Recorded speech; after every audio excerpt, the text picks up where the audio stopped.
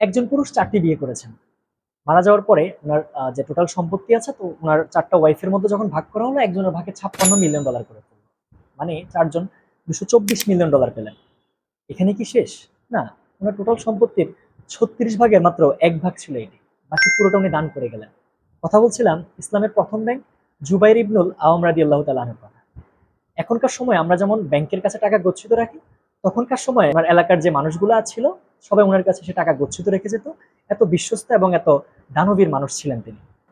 আপনি দেখেন আমার আপনার আসলে কত টাকা আছে, কতটুকুই বা আমরা দান করছি। তাই সম্পদের প্রতি অবহেলা বা অবজ্ঞার এই সস্তা মানসিকতা থেকে আমাদেরকে বের হয়ে এসে সম্পদ উপার্জন এবং মুক্ত হস্তে দান করার একটা মানসিকতা আমাদেরকে বিল করতে হবে।